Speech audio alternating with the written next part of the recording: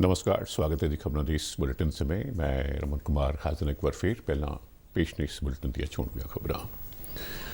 ਪ੍ਰਧਾਨ ਮੰਤਰੀ ਨਰਿੰਦਰ ਮੋਦੀ ਅਤੇ ਆਸਟ੍ਰੇਲੀਆ ਦੇ ਪ੍ਰਧਾਨ ਮੰਤਰੀ ਸਕਾਟ ਮੋਰਿਸਨ ਵਿਚਾਲੇ ਵਰਚੁਅਲ ਸਿਖਰ ਸੰਮੇਲਨ ਹੋਇਆ। ਭਾਰਤ ਤੇ ਆਸਟ੍ਰੇਲੀਆ ਵਿਚਾਲੇ ਲੌਜਿਸਟਿਕ ਮਦਦ ਲਈ ਦੂਜੇ ਦੇ ਫੌਜੀ ਟਿਕਾਣਿਆਂ ਤੇ ਪਹੁੰਚ ਸੰਬੰਧੀ ਇਤਿਹਾਸਕ ਸਮਝੌਤੇ ਤੋਂ ਇਲਾਵਾ 6 ਹੋਰ ਸਮਝੌਤਿਆਂ ਤੇ ਸਹੀ ਪਾਈ ਗਈ।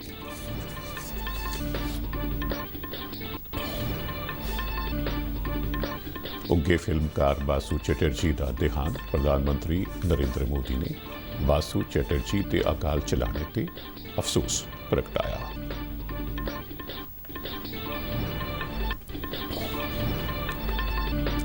ਭਾਰਤ ਵਿੱਚ ਕੋਰੋਨਾ ਵਾਇਰਸ ਦੀ ਪੁਸ਼ਟੀ ਵਾਲੇ ਮਾਮਲਿਆਂ ਦੀ ਗਿਣਤੀ 2,17,000 ਦੇ ਕਰੀਬ ਪਹੁੰਚੀ। 1,04,106 ਮਰੀਜ਼ ਸਿਹਤਯਾਬ ਹੋਏ। 6,075 ਲੋਕਾਂ ਦੀ ਹੁਣ ਤੱਕ ਹੋਈ ਮੌਤ।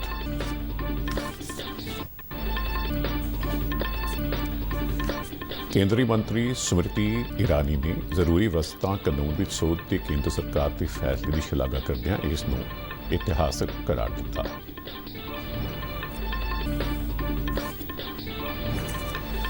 ਪੰਜਾਬ ਦੇ ਕਿਸਾਨਾਂ ਵੱਲੋਂ ਵੀ ਕੇਂਦਰ ਦੇ ਕਿਸਾਨ ਪੱਖੀ ਫੈਸਲਿਆਂ ਦਾ ਸਵਾਗਤ।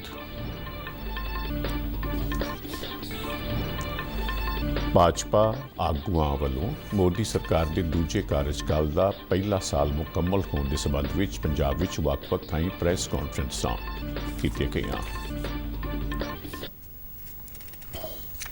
ਤੇ ਹੁਣ ਖਬਰਾਂ ਵਿਸਥਾਰ ਨਾਲ। ਪ੍ਰਧਾਨ ਮੰਤਰੀ ਨਰਿੰਦਰ ਮੋਦੀ ਅਤੇ ਆਸਟ੍ਰੇਲੀਆ ਦੇ ਪ੍ਰਧਾਨ ਮੰਤਰੀ ਸਕਾਟ ਮੋਰਿਸਨ ਵਿਚਾਲੇ ਅੱਜ ਵਰਚੁਅਲ ਸਿਖਰ ਸੰਮੇਲਨ ਹੋਇਆ। ਪ੍ਰਧਾਨ ਮੰਤਰੀ ਮੋਦੀ ਨੇ ਕਿਹਾ ਕਿ ਕੋਵਿਡ-19 ਮਹਾਮਾਰੀ ਨੇ ਵਿਸ਼ਵ ਵਿੱਚ ਹਰ ਤਰ੍ਹਾਂ ਦੀ ਵਿਵਸਥਾ ਨੂੰ ਪ੍ਰਭਾਵਿਤ ਕੀਤਾ ਹੈ ਅਤੇ ਸਾਡਾ ਇਹ ਵਰਚੁਅਲ ਸਿਖਰ ਸੰਮੇਲਨ ਦਾ ਡਿਜੀਟਲ ਰੂਪ ਇਸੇ ਤਰ੍ਹਾਂ ਦੇ ਹੀ ਪ੍ਰਭਾਵਾਂ ਦਾ ਇੱਕ ਉਦਾਹਰਣ ਹੈ। ਮੋਦੀ ਨੇ ਕਿਹਾ ਕਿ ਪਹਿਲਾਂ ਜੰਗਲਾਂ ਵਿੱਚ ਅੱਗ ਲੱਗਣ ਅਤੇ ਫਿਰ ਕੋਵਿਡ-19 ਮਹਾਮਾਰੀ ਕਾਰਨ ਆਸਟ੍ਰੇਲੀਆ ਦੇ ਪ੍ਰਧਾਨ ਮੰਤਰੀ ਨੂੰ 2 ਵਾਰ ਆਪਣੀ ਭਾਰਤ ਯਾਤਰਾ ਰੱਦ ਕਰਨੀ ਪਈ ਅਤੇ ਹੁਣ ਵਰਚੁਅਲ ਸਿਖਰ ਸੰਮੇਲਨ ਰਾਹੀਂ ਇਹ ਗੱਲਬਾਤ ਹੋ ਰਹੀ ਹੈ। ਮੋਦੀ ਨੇ ਸਕਾਟ ਮੋਰਿਸਨ ਨੂੰ ਹਾਲਾਤ ਵਿੱਚ ਸੁਧਾਰ ਹੋਣ ਤੋਂ ਬਾਅਦ ਭਾਰਤ ਆਉਣ ਦਾ ਸੱਦਾ ਦਿੱਤਾ। ਮੋਦੀ ਨੇ ਕਿਹਾ ਕਿ ਆਸਟ੍ਰੇਲੀਆ ਨਾਲ ਭਾਰਤ ਦੇ ਸਬੰਧ ਬਹੁਤ ਡੂੰਘੇ ਤੇ ਮਜ਼ਬੂਤ ਹਨ ਅਤੇ ਆਪਸੀ ਸਹਿਯੋਗ ਤੇ ਤਾਲਮੇਲ ਨਾਲ ਨਾ ਸਿਰਫ ਕੋਵਿਡ-19 ਮਹਾਮਾਰੀ ਦੇ ਆਰਥਿਕ ਅਤੇ ਸਮਾਜਿਕ ਪ੍ਰਭਾਵਾਂ ਤੋਂ ਜਲਦੀ ਨਿਕਲਣ ਵਿੱਚ ਮਦਦ ਮਿਲੇਗੀ, ਸਗੋਂ ਦੋਹਾਂ ਦੇਸ਼ਾਂ ਵਿਚਾਲੇ ਵਿਆਪਕ ਰਣਨੀਤਕ ਭਾਈਵਾਲੀ ਦੀ ਭੂਮਿਕਾ ਵੀ ਅਹਿਮ ਹੋਵੇਗੀ। यह एक प्रकार से भविष्य के लिए हमारी धरोहर है। आज जब अलग अलग प्रकार से इन वैल्यूज को चैलेंज किया जा रहा है तो हम आपसी संबंधों को मजबूत करके इन्हें सशक्त कर सकते हैं। एक्सेलेंसी, भारत ऑस्ट्रेलिया के साथ अपने संबंधों को व्यापक तौर पर और तेज गति से बढ़ाने के लिए प्रतिबद्ध है। ਮੋਦੀ ਨੇ ਕਿਹਾ ਕਿ ਸਰਕਾਰ ਨੇ ਕੋਰੋਨਾ ਸੰਕਟ ਨੂੰ ਇੱਕ ਮੌਕੇ ਦੇ ਰੂਪ ਵਿੱਚ ਦੇਖਣ ਦਾ ਫੈਸਲਾ ਕੀਤਾ ਹੈ ਅਤੇ ਭਾਰਤ ਦੇ ਸਾਰੇ ਹੀ ਖੇਤਰਾਂ ਵਿੱਚ ਵਿਆਪਕ ਸੁਧਾਰਾਂ ਦੀ ਪ੍ਰਕਿਰਿਆ ਸ਼ੁਰੂ ਕੀਤੀ ਜਾ ਚੁੱਕੀ ਹੈ ਅਤੇ ਬਹੁਤ ਜਲਦੀ ਹੀ ਜ਼ਮੀਨੀ ਪੱਧਰ ਤੇ ਇਸ ਦੇ ਨਤੀਜੇ ਵੇਖਣ ਨੂੰ ਮਿਲਣਗੇ। ਉਨ੍ਹਾਂ ਆਖਿਆ ਕਿ ਭਾਰਤ ਤੇ ਆਸਟ੍ਰੇਲੀਆ ਵਿਚਾਲੇ ਸਬੰਧਾਂ ਨੂੰ ਹੋਰ ਮਜ਼ਬੂਤ ਕਰਨ ਦੇ ਮੌਕੇ ਸਾਹਮਣੇ ਹਨ। ਉਨ੍ਹਾਂ ਆਖਿਆ ਕਿ ਪਿਛਲੇ ਕੁਝ ਸਾਲਾਂ ਵਿੱਚ ਦੋਹਾਂ ਦੇਸ਼ਾਂ ਵਿਚਾਲੇ ਸਹਿਯੋਗ ਵਿੱਚ ਗਤੀ ਆਈ ਹੈ ਅਤੇ ਨਿਰੰਤਰ ਉੱਚ ਪੱਧਰੀ ਵਿਚਾਰ ਵਟਾਂਦਰੇ ਰਾਹੀਂ ਵਪਾਰ ਤੇ ਸਰਮਾਏਕਾਰੀ ਨੂੰ ਹੁਲਾਰਾ ਮਿਲਿਆ ਹੈ। ਪ੍ਰਧਾਨ ਮੰਤਰੀ ਨੇ ਕੋਵਿਡ-19 ਮਹਾਮਾਰੀ ਕਾਰਨ ਆਸਟ੍ਰੇਲੀਆ ਤੇ ਪਏ ਪ੍ਰਭਾਵ ਲਈ ਆਪਣੇ ਅਤੇ ਆਪਣੇ ਦੇਸ਼ ਵੱਲੋਂ ਸੰਵੇਦਨਾ ਜ਼ਾਹਰ ਕੀਤੀ। ਪ੍ਰਧਾਨ ਮੰਤਰੀ ਨੇ ਸੰਮੇਲਨ ਦੌਰਾਨ ਆਸਟ੍ਰੇਲੀਆ ਦਾ ਭਾਰਤੀ ਭਾਈਚਾਰੇ ਅਤੇ ਵਿਦਿਆਰਥੀਆਂ ਦਾ ਧਿਆਨ ਰੱਖਣ ਲਈ ਧੰਨਵਾਦ ਵੀ ਕੀਤਾ। हमारी सरकार ने इस क्राइसिस को एक अपॉर्चुनिटी की तरह देखने का निर्णय लिया है। भारत में लगभग सभी क्षेत्रों में व्यापक रिफॉर्म्स की प्रक्रिया शुरू की जा चुकी है।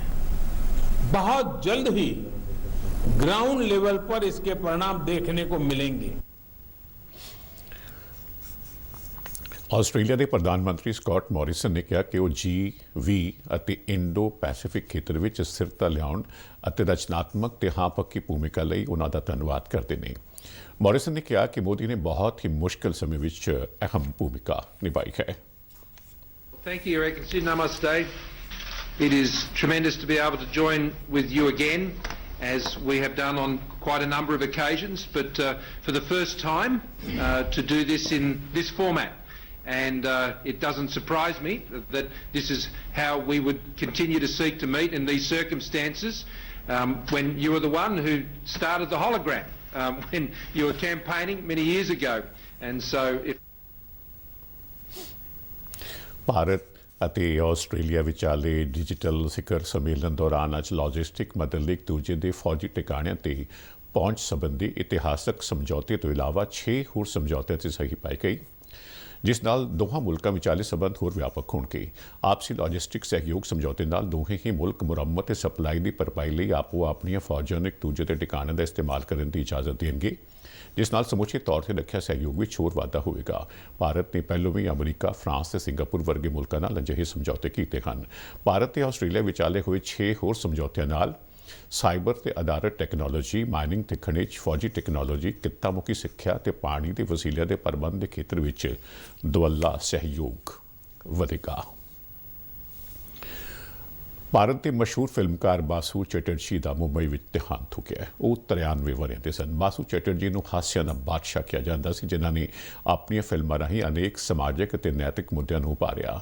ਭਾਰਤੀ ਫਿਲਮ ਅਤੇ ਟੈਲੀਵਿਜ਼ਨ ਨਿਰਦੇਸ਼ਕਾਂ ਦੀ ਐਸੋਸੀਏਸ਼ਨ ਦੇ ਪ੍ਰਧਾਨ ਅਸ਼ੋਕ ਪੰਡਿਤ ਨੇ ਅੱਜ ਟਵੀਟ ਰਾਹੀਂ ਬਾਸੂ ਚੈਟਰਜੀ ਦੇ ਅਕਾਲ ਚਲਾਣੇ ਬਾਰੇ ਸੂਚਨਾ ਦਿੱਤੀ।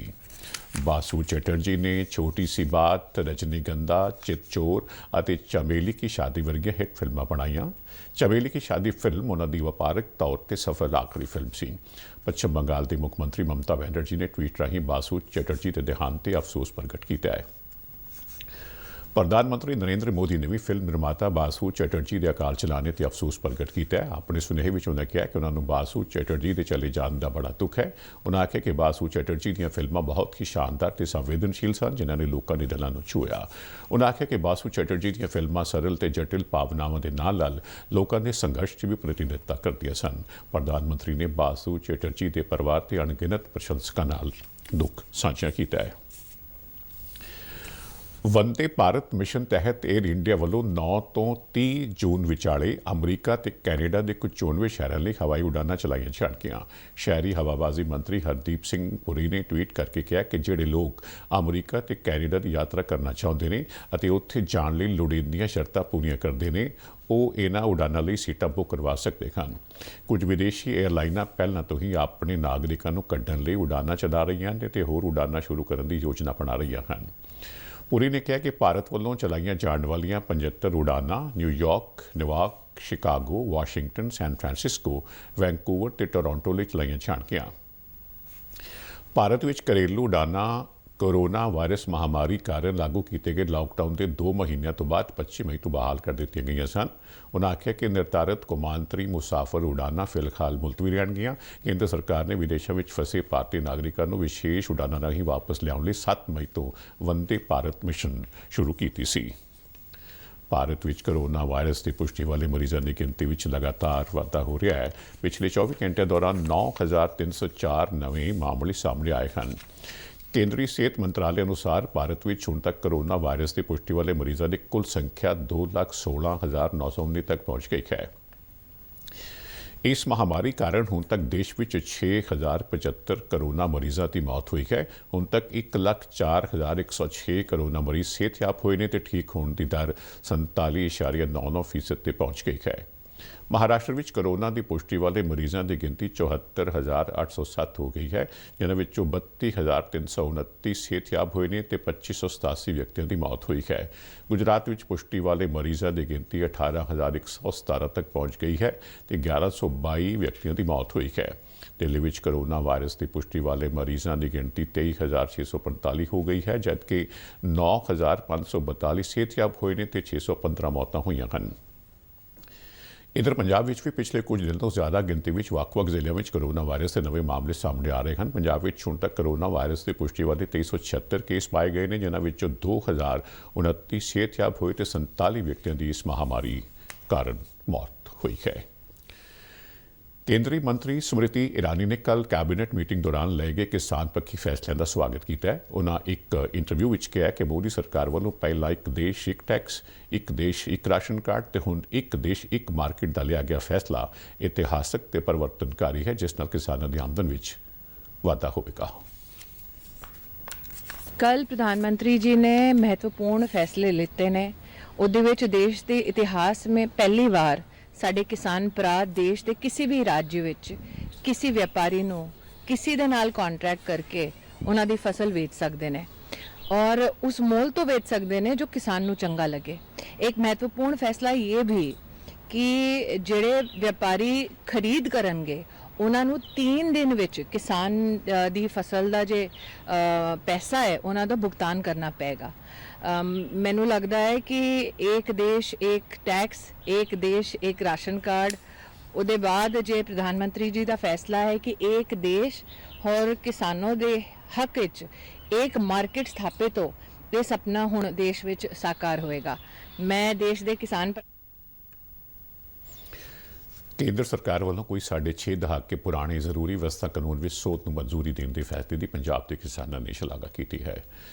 ਜ਼ਰੂਰੀ ਵਸਤਾਂ ਸੋਧ ਕਾਨੂੰਨ ਵਿੱਚ ਅਨਾਜ, ਦਾਲਾਂ, ਤੇਲ ਬੀਜਾਂ, ਖੁਰਾਕੀ ਤੇਲ, ਪਿਆਜ਼ ਤੇ ਆਲੂ ਦੀਆਂ ਫਸਲਾਂ ਨੂੰ ਜ਼ਰੂਰੀ ਵਸਤਾਂ ਦੀ ਸੂਚੀ ਤੋਂ ਹਟਾਉਣ ਨੂੰ ਪ੍ਰਵਾਨਗੀ ਦਿੱਤੀ ਗਈ ਹੈ। ਹੁਣ ਕਿਸਾਨ ਆਪਣੀ ਫਸਲ ਸੂਬੇ ਵਿੱਚ ਕਿਸੇ ਵੀ ਥਾਂ ਤੇ ਜਾਂ ਸੂਬੇ ਤੋਂ ਬਾਹਰ ਕਿਤੇ ਵੀ ਵੇਚ ਸਕਦੇ ਹਨ। ਮੁਕਤਸਰ ਦੇ ਕਿਸਾਨਾਂ ਨੇ ਕੇਂਦਰ ਸਰਕਾਰ ਦੇ ਫੈਸਲੇ ਦਾ ਸਵਾਗਤ ਕੀਤਾ ਹੈ। ਕਿਸਾਨ ਜਲੌਰ ਸਿੰਘ ਦਾ ਕਹਿਣਾ ਹੈ ਕਿ ਇਸ ਨਾਲ ਕਿਸਾਨ ਨੂੰ ਬਹੁਤ ਲਾਭ ਹੋਵੇਗਾ। ਪਿੰਡ ਦੋਦਾ ਦੇ ਕਿਸਾਨ ਬਲਕਰਨ ਸਿੰਘ ਨੇ ਕਿਹਾ ਕਿ ਹੁਣ ਸਾਰੇ ਕਿਸਾਨਾਂ ਨੂੰ ਕ੍ਰੈਡਿਟ ਕਾਰਡ ਮਿਲੇਗਾ। ਉਹਨਾਂ ਆਖਿਆ ਕਿ ਸਰਕਾਰ ਦੇ ਫੈਸਲੇ ਨਾਲ ਖੇਤੀ ਸੈਕਟਰ ਵਿੱਚ ਸਾਡੇ ਦੇਸ਼ ਦੇ ਪ੍ਰਧਾਨ ਮੰਤਰੀ ਮਾਨਯੋਗ ਨਰਿੰਦਰ ਸਿੰਘ ਮੋਦੀ ਜੀ ਵੱਲੋਂ ਜੋ ਮਾਰਕੀਟਿੰਗ ਬਿੱਲ ਨਵਾਂ ਲਾਂਚ ਕੀਤਾ ਗਿਆ ਹੈ, ਇਸ ਦੇ ਨਾਲ ਸਾਡੇ ਕਿਸਾਨਾਂ ਨੂੰ ਬਹੁਤ ਜ਼ਿਆਦਾ ਫਾਇਦਾ ਹੋਏਗਾ। ਸੋ ਅੱਗੇ ਜਿਹੜਾ ਇੰਟਰ ਸਟੇਟ ਬੈਰੀਅਰ ਹੁੰਦੇ ਸੀਗੇ, ਜਿਵੇਂ ਪੰਜਾਬ ਦਾ ਬੰਦਾ ਰਾਜਸਥਾਨ, ਹਰਿਆਣਾ ਚਾਹੇ ਹਿਮਾਚਲ ਕਿਤੇ ਵੀ ਜਾ ਕੇ ਆਪਦੀ ਕੋਈ ਫਸਲ ਕੋਈ ਸਬਜ਼ੀ ਨਹੀਂ ਵੇਚ ਸਕਦਾ ਸੀ, ਤੇ ਨਾਲ ਹੀ ਹੁਣ ਉਹਨਾਂ ਨੇ ਜਿਹੜੀਆਂ ਸਟੇਟਾਂ ਖੋਲ੍ਹਤੀਆਂ, ਇਹਦੇ ਨਾਲ ਸਾਡੇ ਕੋਲੇ ਭਾਰਤ ਇੱਕ ਸਾਰੀ ਇਕੱਠੀ ਮੰਡੀ ਬਣ ਗਈ ਆ। ਹੁਣ ਅਸੀਂ ਆਪਦੀ ਫਸਲ ਜਿੱਥੇ ਵੱਧ ਸਾਨੂੰ ਮੁੱਲ ਮਿਲੂਗਾ ਅਸੀਂ ਉੱਥੇ ਵੇਚ ਸਕਦੇ ਹਾਂ। ਮੋਦੀ ਸਾਹਿਬ ਨੇ ਇੱਕ ਮਾਰਕੀਟਿੰਗ ਬਿੱਲ ਪੇਸ਼ ਕੀਤਾ ਜੋ ਕਿ ਬਹੁਤ ਵਧੀਆ ਕਿਸਾਨਾਂ ਦੇ ਹਿੱਤਯੋਗ ਹੈ, ਜਿਸ ਨਾਲ ਅਸੀਂ ਕਿਸਾਨ ਭਰਾ ਦੂਸਰੇ ਰਾਜਾਂ ਦੇ ਵਿੱਚ ਆਪਦੀ ਜਿਣਸ ਨੂੰ ਆਸਾਨੀ ਨਾਲ ਵੇਚ ਸਕਦੇ ਹਾਂ, ਖਰੀਦ ਸਕਦੇ ਹਾਂ। ਜਿਸ ਦੇ ਕਾਰਨ ਪਹਿਲਾਂ ਕੀ ਸੀਗਾ, ਮੰਡੀਆਂ ਦੇ ਵਿੱਚ ਵਿਚੋਲਾ ਹੁੰਦਾ ਸੀ ਜਾਂ ਕੋਈ ਠੇਕੇਦਾਰੀ ਸੀ, ਉਹ ਅੱਜ ਮੋਦੀ ਸਾਹਿਬ ਦੇ ਇਸ ਬਿੱਲ ਦੇ ਆਉਣ ਨਾਲ ਜਿਹੜੀ ਬਿਲਕੁਲ ਖਤਮ ਹੋ ਗਈ ਹੈ, ਜਿਸ ਦੇ ਨਾਲ ਕਿਸਾਨ ਨੂੰ ਬਹੁਤ ਫਾਇਦਾ ਹੋ ਗਿਆ। ਜਿਹੜਾ ਮੋਦੀ ਸਾਹਿਬ ਨੇ ਬਿੱਲ ਬਣਾਇਆ ਬਹੁਤ ਵਧੀਆ ਬਣਾਇਆ, ਫਸਲ ਅਸੀਂ ਕਿਤੇ ਵੀ ਵੇਚ ਸਕਦੇ ਹਾਂ। ਜੋ ਦੂਜੇ ਰਾਜਾਂ ਵਿੱਚ ਜਾਂਦੇ ਸਾਂ ਸਾਨੂੰ ਟੈਕਸ ਪੈਂਦਾ ਸੀ, ਹੁਣ ਟੈਕਸ ਨਹੀਂ ਪਊਗਾ, ਸਾਨੂੰ ਬਹੁਤ ਫਾਇਦਾ ਹੋਊਗਾ। ਮਾਨਯੋਗ ਪ੍ਰਧਾਨ ਮੰਤਰੀ ਨਰਿੰਦਰ ਮੋਦੀ ਜੀ ਨੇ ਜਿਹੜਾ ਕਿਸਾਨਾਂ ਦੀ ਮਾਰਕੀਟਿੰਗ ਵਾਸਤੇ ਜਿਹੜਾ ਨਵਾਂ ਸ਼ੋਧ ਬਿੱਲ ਪਾਸ ਕੀਤਾ, ਉਹਦੇ ਸੰਬੰਧ ਦੇ ਵਿੱਚ ਮੈਂ ਕਹਿਣਾ ਚਾਹੁੰਦਾ ਕਿ ਇਹਦੇ ਨਾਲ ਕਿਸਾਨਾਂ ਨੂੰ ਬਹੁਤ ਜ਼ਿਆਦਾ ਫਾਇਦਾ ਹੋਊਗਾ, ਕਿਉਂਕਿ ਜਿਹੜੇ ਕਿਸਾਨ ਪਹਿਲਾਂ ਦੂਸਰੇ ਜਿਹੜੇ ਆਪਣੀਆਂ ਸਟੇਟਾਂ ਹੈਗੀਆਂ ਜਾਂ ਦੇਸ਼ ਦੇ ਵਿੱਚ ਦੂਸਰੀਆਂ ਮੰਡੀਆਂ ਹੈਗੀਆਂ, ਉੱਥੇ ਕਿਤੇ ਬਾਹਰ ਆਪਣਾ ਅਨਾਜ ਨਹੀਂ ਲੈ ਜਾ ਸਕਦੇ ਸੀਗੇ। ਹੁਣ ਉਹਨਾਂ ਨੂੰ ਜਿੱਥੇ ਵੀ ਪੂਰੇ ਦੇਸ਼ ਦੇ ਵਿੱਚ ਜਿੱਥੇ ਕੋਈ ਕਿਤੇ ਰੇਟ ਜਿਹੜੀ ਆਪਣੀ ਜਿਣਸ ਆ ਉਹਦਾ ਰੇਟ ਜ਼ਿਆਦਾ ਮਿਲੂਗਾ, ਉਹ ਉੱਥੇ ਜਾ ਕੇ ਵੇਚ ਸਕਦੇ ਆ। ਜਲੰਧਰ ਜ਼ਿਲ੍ਹੇ ਦੇ ਕਿਸਾਨਾਂ ਨੇ ਵੀ ਕਿਸਾਨੀ ਸੰਬੰਧੀ ਕੇਂਦਰ ਸਰਕਾਰ ਦੇ ਫੈਸਲੇ ਦੀ ਸ਼ਲਾਘਾ ਕੀਤੀ ਹੈ। ਜਲੰਧਰ ਨੇੜਲੇ ਪਿੰਡ ਨਾਲਾ ਦੇ ਕਿਸਾਨ ਮਹਿੰਦਰ ਸਿੰਘ, ਸਤਪਾਲ ਸਿੰਘ ਤੇ ਵਿਦਿਆਨੰਦ ਨੇ ਕਿਹਾ ਕਿ ਇਹਨਾਂ ਫੈਸਲੇ ਨਾਲ ਯਕੀਨੀ ਤੌਰ ਤੇ ਕਿਸਾਨਾਂ ਦੀ ਆਮਦਨ ਵਿੱਚ ਵਾਧਾ ਹੋਵੇਗਾ ਤੇ ਕਿਸਾਨਾਂ ਦੀ ਆਰਥਿਕ ਹਾਲਤ ਸੁਧਰੇਗੀ। ਆਰਡੀਨੈਂਸ ਨੇ ਨਵਾਂ ਕਾਨੂੰਨ ਲਿਆਂਦਾ ਹੈਗਾ ਕਿ ਕਿਸਾਨ ਆਪਣੀ ਫਸਲ ਜਿਹੜੀ ਕਿਸੇ ਵੀ ਦੂਸਰੀ ਸਟੇਟ ਦੇ ਵਿੱਚ ਜਾਂ ਫੋਰਨ ਦੇ ਵਿੱਚ ਉਹ ਵੇਚ ਸਕਦਾ ਆਪਣੀ। ਇਹ ਬਹੁਤ ਵਧੀਆ ਉਹਦਾ ਤੇ ਮਤਲਬ ਕਿ ਨੀਤੀ ਹੈਗੀ ਆ ਕਿ ਇਹ ਤੇ ਬੈਨ ਨਹੀਂਗਾ ਕਿਸੇ ਤਰ੍ਹਾਂ ਦਾ ਵੀ ਆਪਣੀ ਫਸਲ ਵੇਚਣ ਤੇ। ਬਹੁਤ ਪੋਜ਼ਿਟਿਵ ਇਹ ਗੱਲ ਹੈਗੀ ਆ ਸਰਕਾਰ ਦੀ। ਮੈਂ ਇਹਦਾ ਬਹੁਤ ਸਰਕਾਰ ਦਾ ਧੰਨਵਾਦ ਕਰਦਾ ਤਾਂ ਕਿ ਕਿਸਾਨਾਂ ਦਾ ਜਿਹੜਾ ਜੀਵਨ ਪੱਧਰ ਆ ਉਹ ਉੱਚਾ ਉੱਠ ਸਕੇ। ਇਹ ਬਹੁਤ ਅੱਛਾ ਸਰਕਾਰ ਨੇ ਜਿਹੜਾ ਫੈਸਲਾ ਲਿਆ, ਬਹੁਤ ਵਧੀਆ ਲਿਆ ਹੈ। ਆਗਾਮੀ ਚਾਹੁੰਦੇ ਕਿ ਅੱਜ ਅਸੀਂ ਹੋਰ ਮਤਲਬ ਸਰਕਾਰ ਫੈਸਲੇ ਲੈਣ, ਸਾਡੇ ਵਾਸਤੇ ਚਲੋ ਵਧੀਆ ਹੋਊਗਾ ਜੀ। ਜਿਹੜੀ ਪਾਲਿਸੀ ਕੇਂਦਰ ਸਰਕਾਰ ਦੀ ਆ ਬਹੁਤ ਵਧੀਆ ਆ, ਕਿਸਾਨਾਂ ਦੇ ਹਿੱਤ ਵਿੱਚ ਆ, ਬਹੁਤ ਵਧੀਆ ਲੱਗਦੀ ਹੈ ਇਹ। ਬਾਕੀ ਹਰ ਇੱਕ ਕਿਸਾਨ ਨੂੰ ਪੂਰੀ ਸਹੂਲਤ ਮਿਲ ਰਹੀ ਆ। ਕੇਂਦਰ ਸਰਕਾਰ ਪੂਰੀ ਸਹੂਲਤ ਦੇਵੇ, ਹਰ ਇੱਕ ਚੀਜ਼ ਦਾ ਜਿਹੜਾ ਮੁੱਲ ਆ, ਜੋ ਦਾਲਾਂ ਦਾ ਆ ਜਾਂ ਆਲੂ ਦਾ ਆ, ਕਿਸੇ ਵੀ ਚੀਜ਼ ਦਾ ਮੁੱਲ ਹੈਗਾ ਉਹ ਪੂਰਾ ਦਿੱਤਾ ਜਾਵੇ ਜਿੱਥੇ ਵੀ ਅਸੀਂ ਵੇਚਣੀ ਚਾਹੀਏ। ਕੇਂਦਰ ਵਿੱਚ ਪ੍ਰਧਾਨ ਮੰਤਰੀ ਨਰਿੰਦਰ ਮੋਦੀ ਦੀ ਅਗਵਾਈ ਵਾਲੀ ਸਰਕਾਰ ਦੇ ਦੂਜੇ ਕਾਰਜਕਾਲ ਦਾ ਪਹਿਲਾ ਸਾਲ ਪੂਰਾ ਹੋਣ ਤੇ ਦੇਸ਼ ਭਰ ਵਿੱਚ ਭਾਜਪਾ ਦੇ ਵੱਡੇ ਆਗੂਆਂ ਵੱਲੋਂ ਲੋਕਾਂ ਨੂੰ ਸਾਲ ਦੀਆਂ ਪ੍ਰਾਪਤੀਆਂ ਬਾਰੇ ਦੱਸਿਆ ਜਾ ਰਿਹਾ ਹੈ। ਇਸੇ ਕੜੀ ਤਹਿਤ ਅੱਜ ਪੰਜਾਬ ਭਾਜਪਾ ਵੱਲੋਂ ਬਠਿੰਡਾ ਵਿੱਚ ਇੱਕ ਪ੍ਰੈਸ ਕਾਨਫਰੰਸ ਕੀਤੀ ਗਈ। ਪਾਰਟੀ ਦੇ ਸੀਨੀਅਰ ਆਗੂ ਅਤੇ ਸਾਬਕਾ ਮੰਤਰੀ ਮਨੋਰੰਜਨ ਕਾਲੀਆ ਨੇ ਪ੍ਰੈਸ ਕਾਨਫਰੰਸ ਦੌਰਾਨ ਕਿਹਾ ਕਿ ਪ੍ਰਧਾਨ ਮੰਤਰੀ ਨਰਿੰਦਰ ਮੋਦੀ ਛੇਤੀ ਹੀ ਅਤੇ ਸਖਤ ਫੈਸਲੇ ਲੈਣ ਦੀ ਤਾਕਤ ਰੱਖਦੇ ਨੇ ਤੇ ਉਹਨਾਂ ਦੇ ਫੈਸਲੇ ਦੀ ਪੂਰੀ ਵਿਸ਼ਵ ਵਿੱਚ ਸ਼ਲਾਘਾ ਹੋ ਰਹੀ ਹੈ। ਕਾਲੀਆ ਨੇ ਕਿਹਾ ਕਿ ਪ੍ਰਧਾਨ ਮੰਤਰੀ ਮੋਦੀ ਨੇ ਜਿੱਥੇ ਦੇਸ਼ ਦੀ ਏਕਤਾ ਤੇ ਅਖੰਡਤਾ, ਸੰਸਕ੍ਰਿਤੀ ਤੇ ਭੂਗੋਲਿਕ ਰੂਪ ਵਿੱਚ ਮਜ਼ਬੂਤੀ ਦਿੱਤੀ ਹੈ, ਉੱਥੇ ਦੇਸ਼ ਦੀ ਸੁਰੱਖਿਆ ਨੂੰ ਅੰਦਰੂਨੀ ਤੇ ਬਾਹਰੀ ਦੋਹਾਂ ਪਾਸਿਆਂ ਤੋਂ ਮਜ਼ਬੂਤ ਕੀਤਾ ਹੈ। ਮਨੋਰੰਜਨ ਕਾਲੀਆ ਨੇ ਕਿਹਾ ਕਿ ਜੰਮੂ ਕਸ਼ਮੀਰ 'ਚੋਂ ਧਾਰਾ 370 ਅਤੇ 35A ਖਤਮ ਕਰਕੇ ਮੋਦੀ ਹੋਰਾਂ ਇਤਿਹਾਸ ਸਿਰਜਿਆ ਹੈ। ਇਸ ਤੋਂ ਇਲਾਵਾ ਅਯੋਧਿਆ ਵਿੱਚ ਰਾਮ ਮੰਦਰ ਦੀ ਸ਼ੁਰੂਆਤ, ਕਰਤਾਰਪੁਰ ਸਾਹਿਬ ਲਾਂਘੇ ਦਾ ਖੋਲ੍ਹਿਆ ਜਾਣਾ ਆਦਿ ਸੱਭਿਆਚਾਰਕ ਏਕਤਾ ਨੂੰ ਮਜ਼ਬੂਤ ਕਰਨ ਵਾਲੇ ਕਦਮ ਹਨ। ਮਨੋਰੰਜਨ ਕਾਲੀਆ ਨੇ ਕੋਵਿਡ-19 ਨੂੰ ਕੰਟਰੋਲ ਕਰਨ ਲਈ ਭਾਰਤ ਸਰਕਾਰ ਵੱਲੋਂ ਲਏ ਗਏ ਫੈਸਲੇ ਦਾ ਵੀ ਉਚੇਚੇ ਤੌਰ ਤੇ ਜ਼ਿਕਰ ਕੀਤਾ। ਇਸ ਤੋਂ ਇਲਾਵਾ ਦੇਸ਼ ਵਿਆਪੀ ਲਾਕਡਾਊਨ ਕਾਰਨ ਬੁਰੀ ਤਰ੍ਹਾਂ ਪ੍ਰਭਾਵਿਤ ਹੋਈ ਅਰਥ ਵਿਵਸਥਾ ਨੂੰ ਸਰਕਾਰ ਨੇ ਆਤਮ ਨਿਰਭਰ ਭਾਰਤ ਪ੍ਰੋਗਰਾਮ ਤਹਿਤ ਆਰਥਿਕ ਪੈਕੇਜ ਦੇ ਕੇ ਮਜ਼ਬੂਤੀ ਵੱਲ ਕਦਮ ਅੱਗੇ ਵਧਾਇਆ ਹੈ। 370 और 35A ਦਾ ਖਤਮ ਕਰਕੇ ਜੰਮੂ ਕਸ਼ਮੀਰ ਔਰ ਲਦਾਖ ਨੂੰ ਯੂਟੀ ਬਣਾਇਆ, ਏਕਤਾ ਔਰ ਅਖੰਡਤਾ ਮਜ਼ਬੂਤ ਕੀਤੀ। ਸ਼੍ਰੀ ਰਾਮ ਮੰਦਰ ਦਾ ਨਿਰਮਾਣ ਦੀ ਸ਼ੁਰੂਆਤ ਹੋਈ। ਇਹ सांस्कृतिक ਏਕਤਾ ਔਰ ਸ਼੍ਰੀ ਕਰਤਾਰਪੁਰ ਕੋਰੀਡੋਰ ਉਹਨਾਂ ਦਾ ਖੁੱਲ੍ਹਣਾ, ਇਹ ਵੀ सांस्कृतिक ਏਕਤਾ ਨੂੰ ਮਜ਼ਬੂਤ ਕਰਨਾ ਹੈ। ਆਂਤਰਿਕ ਸੁਰੱਖਿਆ ਔਰ ਬਾਹਰੀ ਸੁਰੱਖਿਆ ਦੇ ਵਿੱਚ ਜਿਹੜਾ ਚੀਫ ਆਫ ਡਿਫੈਂਸ ਸਟਾਫ ਹੈ ਉਹਦਾ ਜਿਹੜਾ ਹੈਗਾ ਉਹਦਾ ਸੀਟ ਦਾ ਗਠਨ ਕਰਨਾ। ਉਹਦੇ ਨਾਲ ਅੱਜ ਇਹ ਹੈ ਕਿ ਚਾਈਨਾ ਦੇ ਵਿੱਚ ਜਿਹੜਾ ਜੋ ਅੱਜ ਘੁਸਪੈਠ ਦੀ ਕੋਸ਼ਿਸ਼ ਹੋ ਰਹੀ ਹੈ ਤੇ ਉਹਨੂੰ ਉਸੇ ਭਾਸ਼ਾ 'ਚ ਜਵਾਬ ਦਿੱਤਾ। ਸੋ ਜੀ ਇਸ ਬੁਲੇਟਿਨ ਦੀਆਂ ਖਬਰਾਂ ਹੁਣ ਇਜਾਜ਼ਤ ਚਾਹਾਂਗੇ। ਨਮਸਕਾਰ।